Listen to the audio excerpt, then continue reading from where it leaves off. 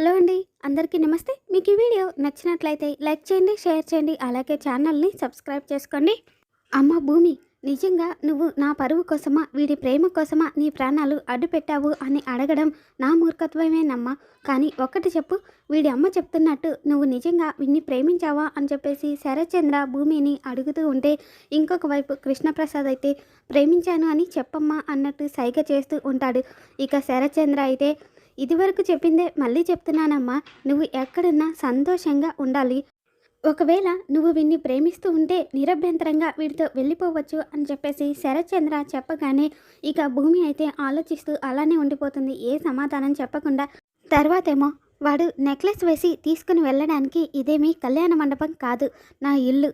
చెప్పు, నిజంగానే నువ్వన్నీ ప్రేమించావా అని చెప్పేసి శరత్చంద్ర భూమిని అడుగుతూ ఉంటే, ఒప్పేసుకోవే, ఒప్పేసుకో, పీడ పోతుంది అని చెప్పేసి అపూర్వ తన మనసులో అనుకుంటూ ఉంటుంది. ఇంకేం సమాధానం చెప్తుంది, దీని మొహము ముందు చూస్తే నుయ్యి, వెనక చూస్తే గొయ్యి అన్నట్టుంది. అవును అని చెప్పలేదు, కాదు అని చెప్పలేదు అని చెప్పేసి గోరింటాకు సుజాత కూడా తన మనసులో అనుకుంటూ ఉంటుంది. తర్వాత ఏమో ఇక గగన్ అయితే ఎవరికి ఏ సమాధానం చెప్పాల్సిన అవసరం లేదు భూమి. 4 రోజులు ఆశ్రయం ఇచ్చి నిజంగా నాన్నలాగా అధికారం చెలాయించాలి అనుకున్న వాళ్ళకి అస్సలు చెప్పాల్సిన అవసరం లేదు. నువ్వేమైనా ఈయన కూతురువా ఏంటి అని చెప్పి గగను అంటూ ఉంటే, ఓహో, ఆ ధైర్యంతోనే మాట్లాడుతున్నావా నువ్వు? ఆ ధైర్యంతోనే నా ఇంట్లో అడుగు పెట్టావా? అయితే విను అని చెప్పేసి ఇక శరత్చంద్ర భూమిని శోభాచంద్ర ఫోటో దగ్గరికి తీసుకువెళ్ళి, శోభ, నువ్వు నా జీవితంలోకి వచ్చిన దగ్గర నుండి నీకు చెప్పకుండా ఏ పని చెయ్యలేదు, ఏ నిర్ణయము తీసుకోను లేదు. ఇప్పుడు కూడా నీకు చెప్పే చేస్తున్నాను. నీ సాక్షిగా ఈ క్షణం నుండి ఈ భూమి మన భూమి. మన అమ్మాయి వస్తే తనకిచ్చే స్థానం తనకే ఉంటుంది. అలానే మన భూమికి కూడా అదే స్థానం ఉంటుంది. అలా అని నేను నీ మీద ప్రమాణం చేస్తున్నాను. నేను ఈ భూమిని దత్తత తీసుకుంటున్నాను అని చెప్పి శరత్చంద్ర శోభాచంద్ర మీద ప్రమాణం చేసి చెప్పగానే ఇక అపూర్వ అయితే షాక్ అయిపోతుంది.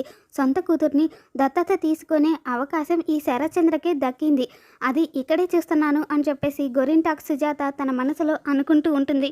ఇంకొక వైపు శరత్చంద్ర ఇక భూమిని తన కన్న కూతురిగా దత్తత తీసుకున్నాడు అని చెప్పేసి తన మనసులో ఎంతగానో సంతోషపడిపోతూ ఉంటుంది.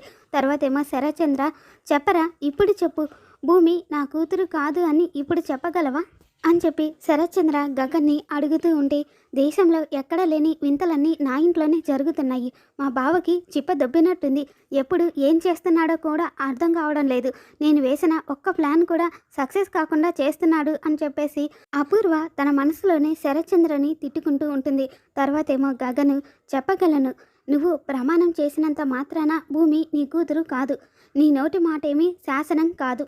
అయినా నువ్వు దత్తత తీసుకుంటున్నాను అంటే గన కట్టుకుంటున్నా, నేనెలా ఒప్పుకుంటాను అని చెప్పేసి ఇక గగన్ అయితే, భూమి, ఈ ఇంటిని ఈయన కళ్యాణ మండపం అనుకుంటాడో లేకపోతే శ్మశానం అనుకుంటాడో మనకు అనవసరం.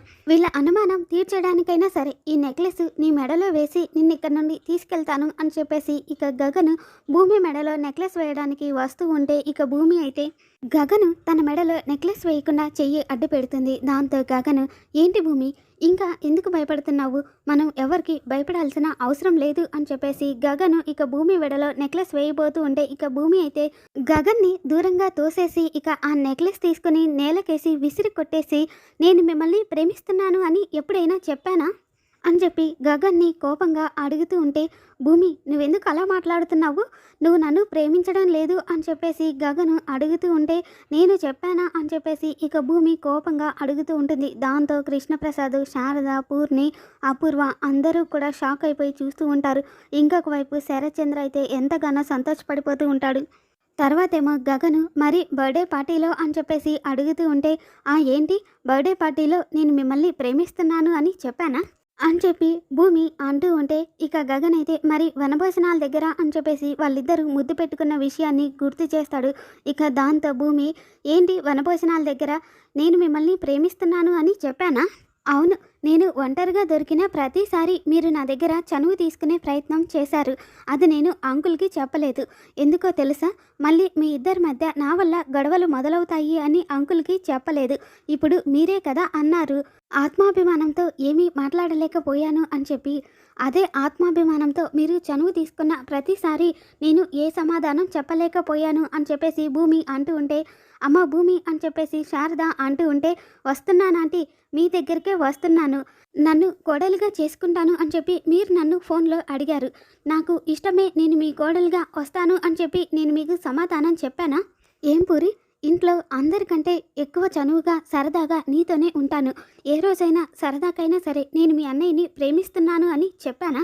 4 రోజులు నాకు అన్నం పెట్టారు అన్న కృతజ్ఞత నాకుంది. అన్నం పెట్టాము అన్న అధికారంతో నన్ను రమ్మంటే తల వంచుకొని మీకు భార్యగానో, మీకు కోడలుగానో, నీకు వదినగానో నేను రాలేను. నాకు కూడా ఒక మనసు ఉంటుంది కదా అని చెప్పేసి భూమి అంటుంది. దాంతో శారద, అది కాదమ్మా భూమి అని చెప్పేసి మాట్లాడబోతూ ఉంటే ఇక గగన్ అయితే, అమ్మ భూమి ప్రేమిస్తుంది అని అనుకొని అదే నిజం అనుకొని నేను మిమ్మల్ని నమ్మించాను. సారీ భూమి, నీతో చనువుగా ప్రవర్తించడం నా తప్పే. చిన్నప్పటి నుండి మా అమ్మ పూర్ణితో తప్ప ఇంకా ఏ ఆడవాళ్ళతోనూ నేను అంత చనువుగా ప్రవర్తించలేదు. అందుకే చనువుకి ప్రేమకి మధ్య తేడా నేను తెలుసుకోలేకపోయాను. బట్ ఒకటి మాత్రం నిజం, అన్నం పెట్టాము అన్న అధికారం కానీ అహంకారం కానీ మాకు లేవు. నన్ను క్షమించు భూమి అని చెప్పేసి ఇక గగన్ అయితే 2 చేతులు జోడించి భూమికి క్షమాపణ చెప్తాడు. ఇక కృష్ణప్రసాద్ అయితే, గగన్ భూమి నిన్ను ప్రాణంగా ప్రేమిస్తుందిరా, నువ్వు అపార్థం చేసుకుంటున్నావు అని చెప్పేసి తన మనసులో అనుకుంటూ ఉంటాడు. ఇక గగన్ శరత్చంద్రకు కూడా నన్ను క్షమించండి శరత్చంద్ర గారు అని చెప్పేసి అందరూ నన్ను క్షమించండి అంటూ ఇంట్లో అందరికీ కూడా గగన్ క్షమాపణలు చెప్పి ఇక ఎంతగానో బాధపడుతూ శారదను తీసుకొని అక్కడి నుండి వెళ్ళిపోతాడు. మరి రాబోతున్న ఎపిసోడ్లో భూమి గగన్ను ప్రేమించట్లేదు అని ఎందుకు చెప్పింది, గగన్ని ఎందుకు అంతలా బాధ పెట్టింది అనేది రేపటి ఎపిసోడ్లో మళ్ళీ మన ఛానల్లో తెలుసుకుందాం. Thanks for watching.